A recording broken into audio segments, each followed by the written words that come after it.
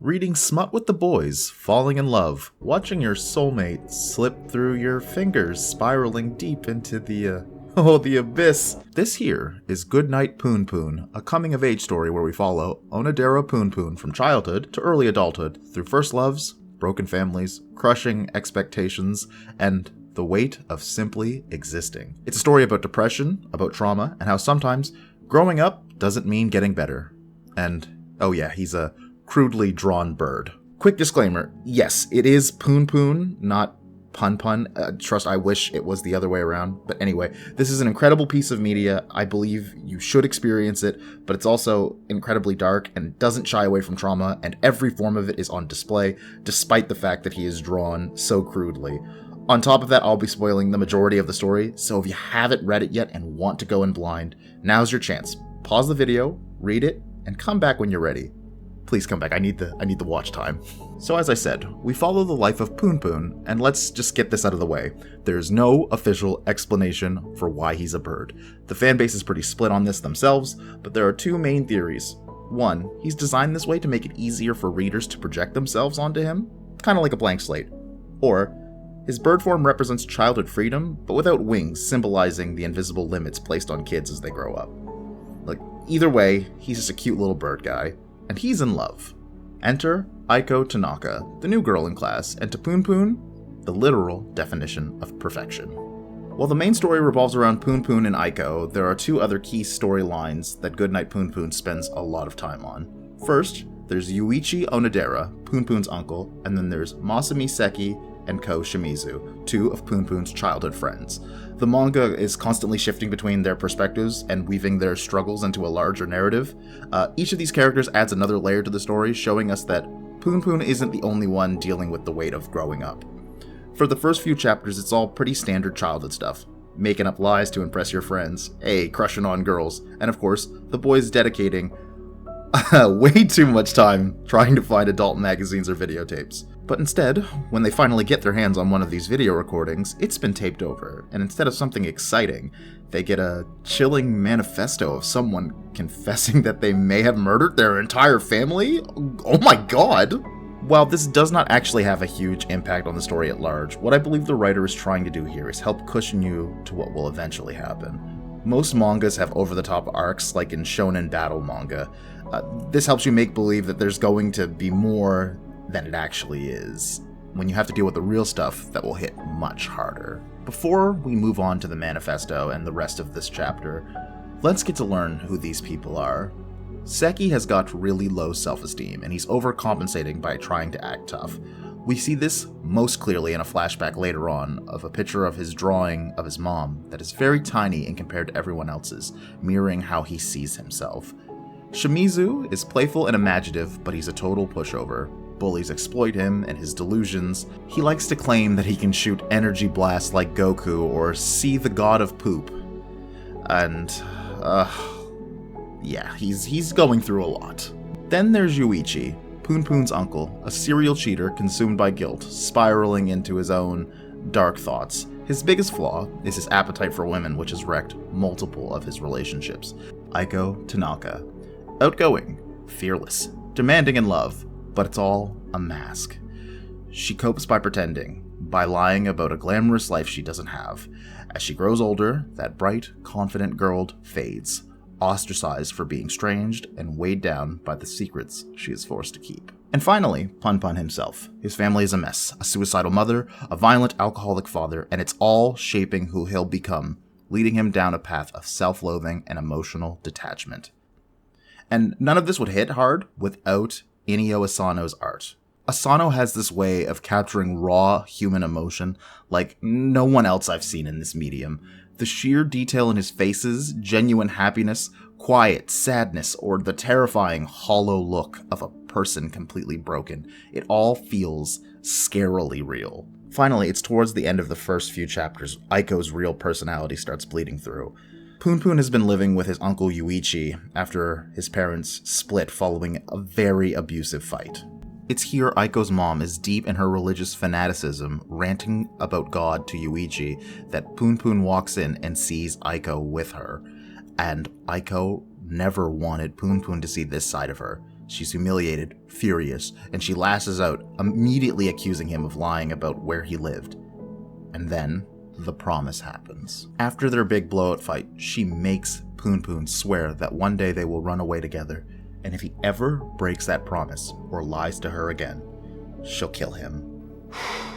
Boy, that escalated quickly. Now, you could just chalk this up to kids being dramatic, but Asano's art says otherwise. The facial expressions, the tension in their eyes, something is very wrong beneath the surface. And then comes another important moment, one that ties this whole arc together. Punpun, still holding on to Aiko's promise, decides to find a way to make it real. And what better way to fund their runaway trip than stolen money from the murderer who made the manifesto tape, and admits that because he won't be around anymore, that he's left some money behind. It's from here we get a little more information on Seki's life and his connection with this building before. Unfortunately, during his traumatic little breakdown, one of his cigarettes sparks a fire, and the place goes up in flames, and in the chaos, something unexpected happens, and him and Shimizu, the weird kid that no one really took serious, become real friends. Of course, because of the fire, the whole money for the runaway trip is now a total bust. And this is probably one of the final gut punches to Punpun, as he's supposed to meet Aiko later that week, and when that time comes around, he's supposed to prove he's not some lying kid making empty promises, but instead, Yuichi shows up because Punpun's mother is in the hospital, and he has no choice but to go. And when he does finally get in the car and leave with Yuichi, he sees Aiko, tears in her eyes, and the look that says it all. He lied to her again, and he's not coming. For the rest of the end of the first book, Aiko doesn't say a word to him. She ignores him completely, and just like that, our sweet little bird boy is sent spiraling into a sadness that won't let go. They're jumping into middle school. The cast is older now, but their problems, unfortunately, they've only gotten worse. Punpun is dealing with some soul-crushing problems. Aiko is dating Takao Yaguchi, a guy on his sports team. And Punpun, he wants to hate him. He wants to tear him down in his mind, but there's just one problem. Yaguchi is actually a stand-up guy. He's confident, he's charismatic, and he's overwhelmingly likable, and that makes all of this so much harder for Punpun. Meanwhile, when we jump over to Seki, he is dropping out of school. He doesn't need school anymore. School is for smart people, but he needs money, and he also needs to help out Shimizu, not letting bullies keep taking advantage of him. As for Yuichi, the whole arc that revolves around him is finding a girl he actually likes. But that means he finally has to face his own demons. And trust me, I wish I could show more of this, but YouTube would absolutely take this video down. So instead, I'll just let a few of these images paint the picture. If there's one downside to this part of the manga, it's how dense this specific story part is. It is mostly revolving around Punpun and Yuichi, and you don't really get to spend a lot of time with Seki or Shimizu or even Aiko. They are all kind of pushed to the sidelines here. They have their moments, sure, but compared to the first book, they feel like side characters in their own story. During the first and second books, it's mostly just drama that is childish, and the book wants you to know that. Aiko breaks up with Yaguchi over something very petty, and the falling out between Punpun and Yaguchi is pretty brutal. We get to spend a lot of time with Seki and Shimizu, and of course, this is around the time where Yuichi and Midori really start getting along and start dating. From here on, I'm going to be telling more of a concrete narrative about what happens between Book 3 until Book 6. And this is where basically everything goes wrong. Not because the book is bad, far from it. This is where all of the characters hit rock bottom, and where the coming-of-age story truly introduces its antagonists. The third book starts on a very hopeful note, with Punpun actually getting along with his uncle's partner, Midori. You start thinking, hey, maybe this kid is finally catching a break. But we don't have a lot of time to spend on that when, boom, we jump straight to Seki taking on a job that involves helping the next isekai protagonist start their adventure by shoving them in front of a train. Thankfully, he doesn't go through with it, but the look on his face tells you that he thought about it. Aiko at this point is the one not showing up. She's almost a fleeting memory that the manga shifts almost entirely to Punpun. Yuichi has disappeared for a few chapters after getting tangled up in some pretty horrific mess. He's cheated on Midori, and now he has to come up with a large sum of money to keep everything under wraps. And even then, it gets darker, as Midori, noticing Yuichi's absence, starts to get a little too close to Punpun. She calls him out on his fake smiles, and you can feel the tension creeping in. But it all takes a dreadful turn when Midori, in a moment of despair, ends up forcing herself onto Punpun. Obviously, I'm not going to show much or go into detail here. It is one of the most horrific moments in the entire manga, the way Midori tries to play it off afterwards, acting like nothing happened and continuing to be the perfect step-aunt in Punpun's life. It's disheartening beyond words. The fact that she brushes it aside, pretending like she's the same supportive figure to him, makes it all more painful to read. So finally, after all of this chaos, we get introduced to the two antagonists, but they're not the antagonists in the traditional sense. This is no battle manga. The first is a cult leader named Pegasus. We learn later on his real name is Toshiki Hoshikawa. He's a self-proclaimed prophet trying to save the world through music. But let's just be honest and cut the bullshit, he's a cult leader. The whole thing goes off the rails when Shimizu, in the middle of a complete mental breakdown after being asked to clean an apartment with a dead body inside, meets Pegasus. The man claims that Shimizu has a gift, the ability to see and talk to gods, and after Shimizu challenges the idea of this god of poop, Pegasus, of course, buys into the delusions, encouraging Shimizu to believe in these fanatical and fantastical notions, and leading him deeper into the madness. But the real kicker comes when the second antagonist shows up. The Punpun community has dubbed him Afro God, a photorealistic head, which is basically the representation of God to Punpun, much like the poop god is to Shimizu. Now, this god figure is all over the story. He shows up again and again, always with that iconic wide grin, sarcastic and mocking Punpun at every turn. He is like a horrible mentor that you do not want, but somehow can't escape. He mocks Punpun for being cowardly and not living a meaningful life, pushing him into violent, dark urges. And at one point, things get so dark that it looks like Punpun might actually cross a line and perpetrate the violence he's suffered.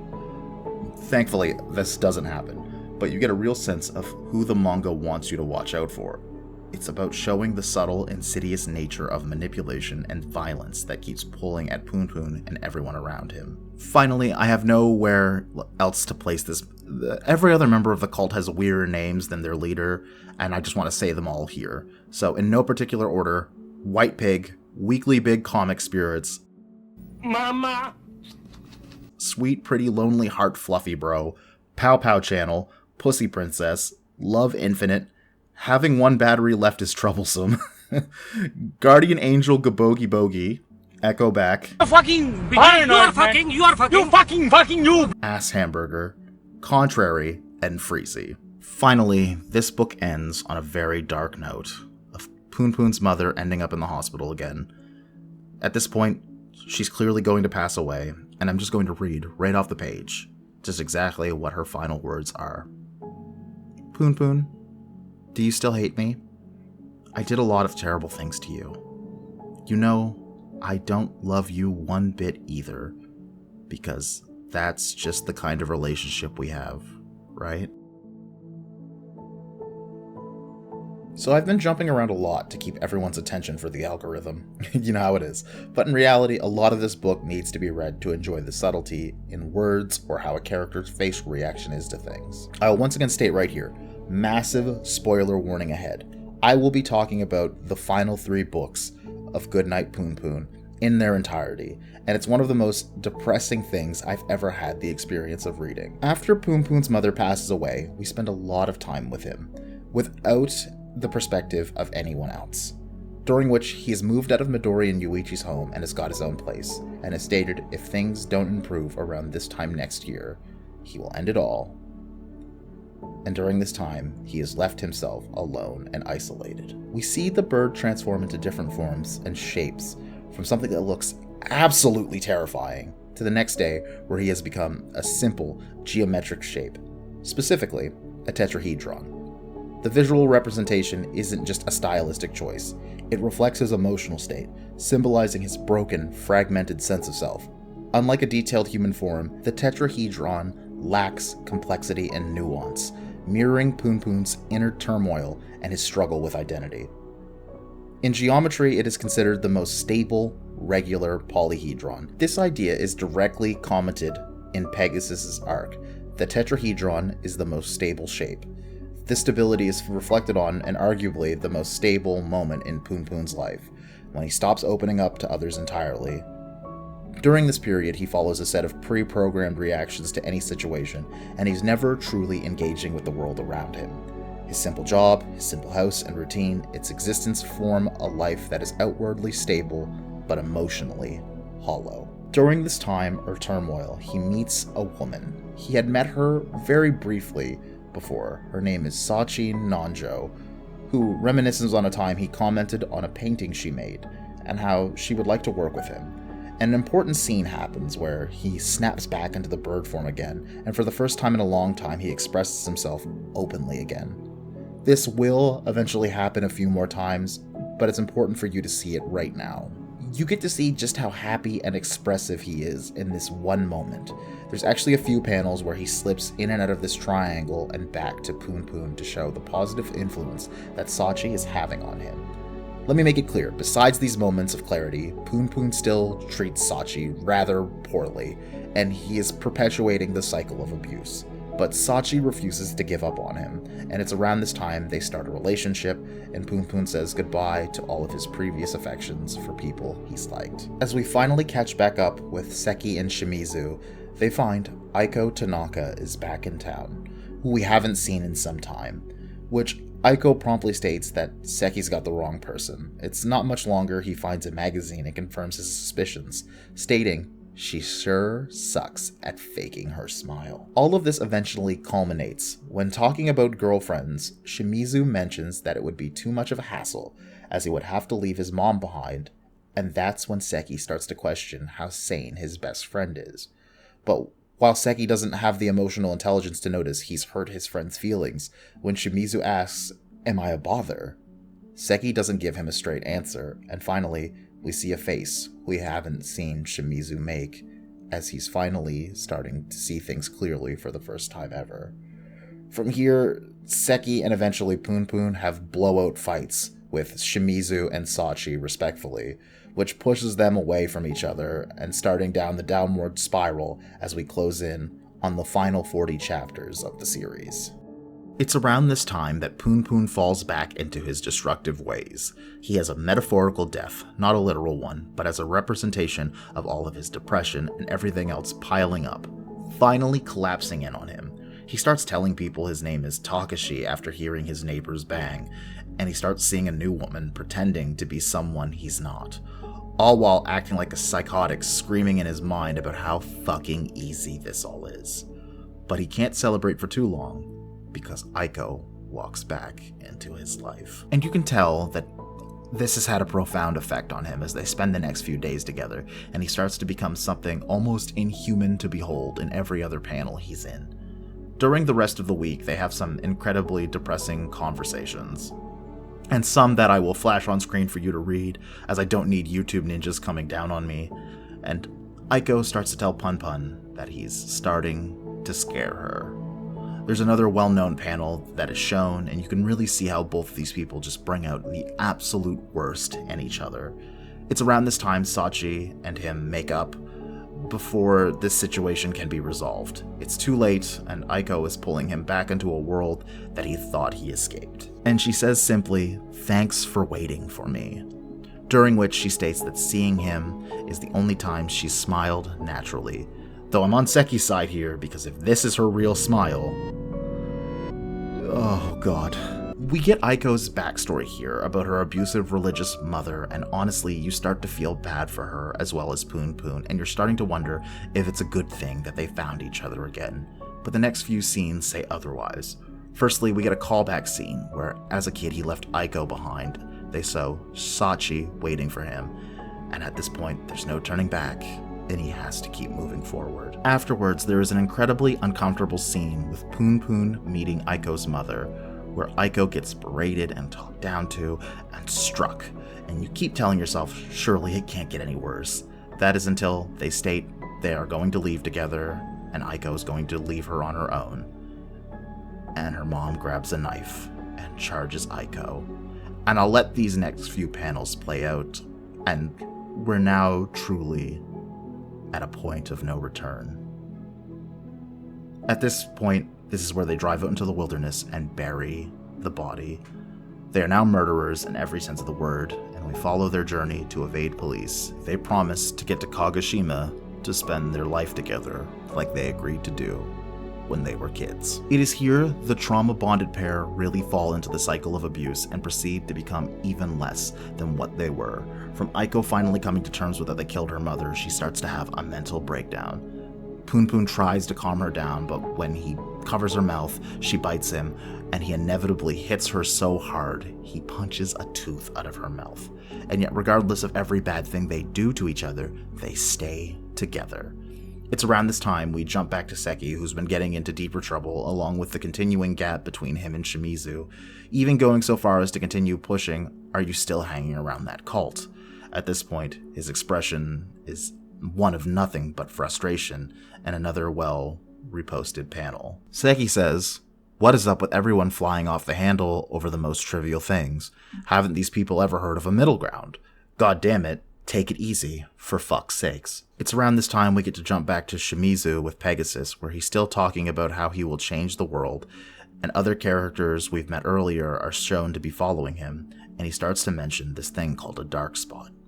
A manifestation of negative emotions people have, and when Pegasus turns towards the camera, we see what the dark spot truly is. And it's none other than the Afro God.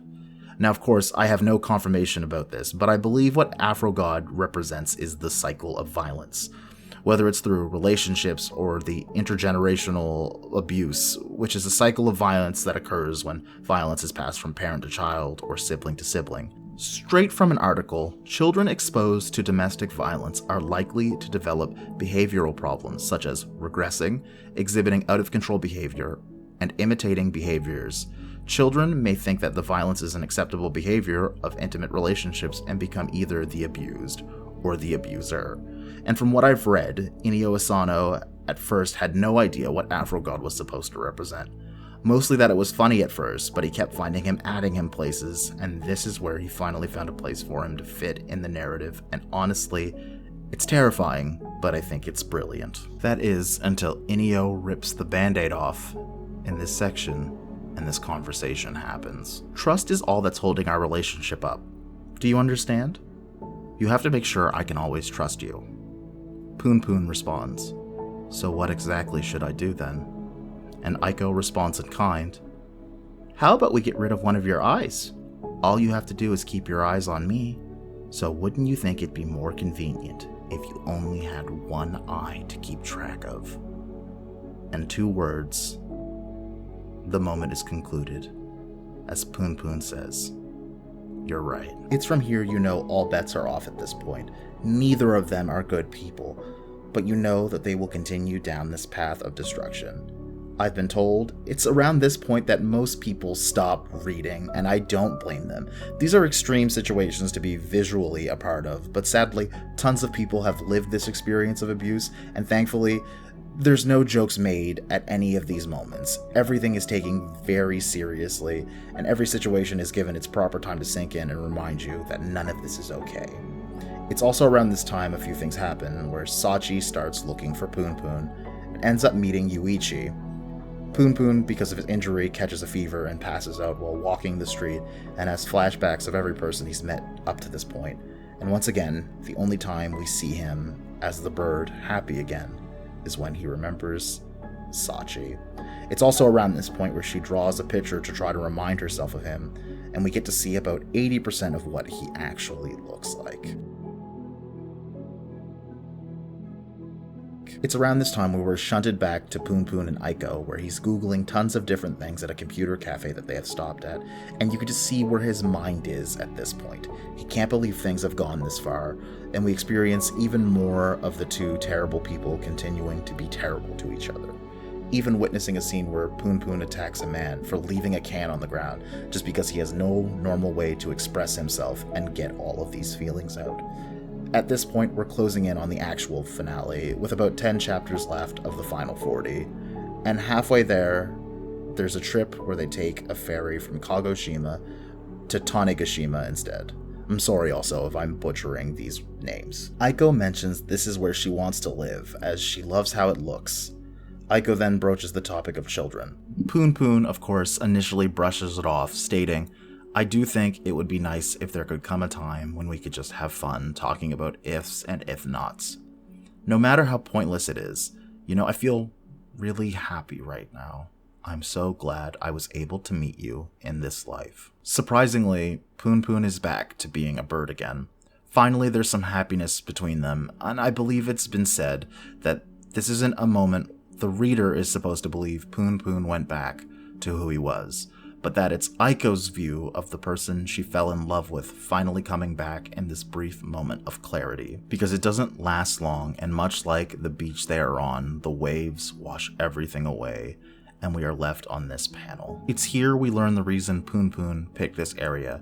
It's so he could help dispose of Aiko and then himself. The crime of murder is finally becoming so clear that there is no future for either of them. It's here that Aiko admits, though, that Punpun did choke her mom out, but she had only passed out, and Aiko was the one that murdered her mother. Obviously, you can see here, Punpun doesn't want to believe her, but the more they talk about it, the more he starts to realize that she is telling the truth. Of course, we all know how these stories go, and surprise, surprise, the news later that day is that Aiko's mom's corpse has been found.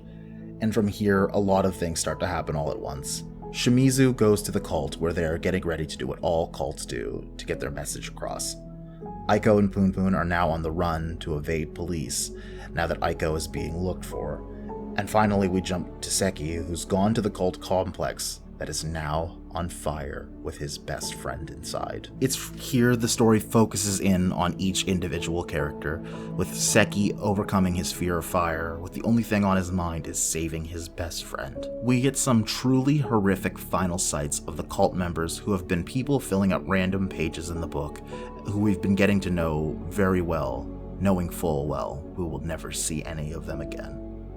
With the final image of Pegasus with a piece of rebar sticking through his eye as he burns away like a prophet. Though Seki does get his friend out, there's an interesting panel at the very end of this scene where Shimizu and the other cultists are on the poop god's UFO and they all fly away from Seki's perspective. We don't know what this means at the moment, and we will come back to it at the very end. We jump back to Punpun and Aiko still evading capture, and they're trying their best to keep their identity secret, traveling through the woods still constantly at each other or engaging in extremely unhealthy behaviors. It's at this point they've both agreed to head to Aiko's uncle's, as they believe if they explain the situation, he will help them.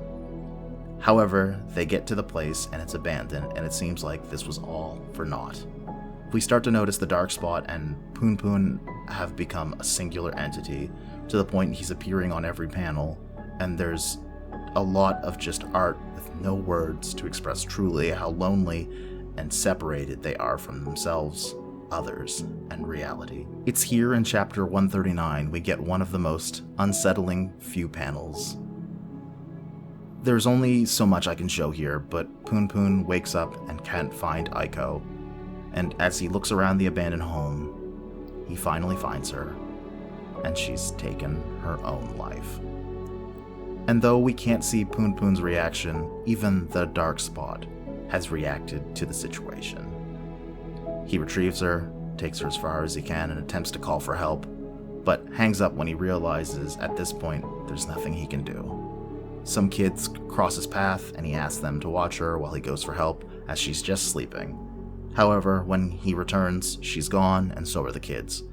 Having an ambulance pass by not too long ago, it seems they found out where the call was made. We then jump forward a bit, where Punpun has made it back to his home city, and he finds the abandoned building they lit on fire when they were kids.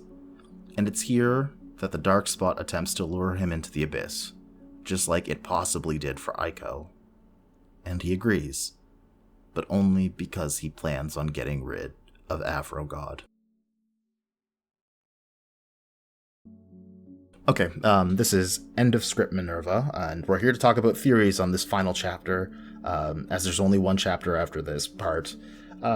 There's a huge debate here, and I mentioned I'd talk about it right away, and I don't know what side I'm on, so hopefully someone smarter than me, and trust me, there's thousands, I'm an idiot, but There's a section at the end where we finally see Seki and Shimizu again, and he's smiling, and it's nice to see him have a different emotion, but it's played up that Shimizu has amnesia. So the real question is Shimizu dead, or was his loss of innocence that died? I'm gonna be real. I don't know. Seki states later on that when he goes to the school reunion, that Shimizu is a nurse now, and he's working late, which is why he didn't come. But that seems kind of like an elaborate lie, and even people around him don't look convinced. We don't see Shimizu for the rest of the chapter. I personally think that he's dead. That he wasn't really there and he didn't get him out on time. But again, I can totally understand the argument of it was just his loss of innocence because now he seems to be... He doesn't see God anymore, and he doesn't talk about it anymore, and he seems to be pretty lucid. Yuichi is also in the final chapter, but it's very short. Him and Midori have had a kid who's also a bird, and they clearly have a dark spot in their eye to show the theme that this cycle of abuse hasn't ended here. This is basically the only story that's like 1,000% cut and dry, and I truly believe this is just how it is, and I wouldn't want anything else for them, really. Sachi is the one that finds Punpun and helps him recover, and even learns about his connection to the murder case, which police do come and talk to Punpun about. But this is another thing I kind of am annoyed by. It's not made clear what became of this, and how he just got away. If you know how strict Japanese laws are, I'm amazed they didn't just nail him for a life sentence and just be done with it. Because typically, if you get pinged for a crime, you might as well just say you did it to get it over with as fast as humanly possible, because you're usually just going to jail. Finally, like I said, they have a class reunion with Seki. Punpun doesn't go either, and it's not until the very end, when Haruman leaves, that he sees Punpun across the way with Sachi and their kid. It's not actually his kid. It's Sachi cheated on him when they weren't in a relationship, so she didn't actually cheat on him. But regardless, they're together, and they even stay at the very end. That this, though they said, "I'll see you later," they mention they're never going to see each other ever again. I really do like the ending. I feel like I'm being kind of negative here, but the ending is mostly focused on the fact that everyone is mostly just living a normal life now, and the reason why nothing is fully explained is probably because they wanted us to still keep talking and debating about it. So if you have an answer that I don't know, or a cool theory, I would love to hear it, so please talk about it. I will discuss it back with you, like, for hours. I love this book. As always, I'm not very good at ending these things. There's lots of things I would like to know. Again, is Shimizu dead? Is he alive? Did they just blame everything on Aiko? Did Aiko's corpse get found? But even then, it's so well written and so beautiful in its chaos and sadness that there's no reason that you shouldn't give it a chance. I don't know if my words were enough to convince anyone, but if this is all you watch of it, and this is the only experience of Punpun that you ever get to see through, I'm happy we got to share it. Thank you for watching.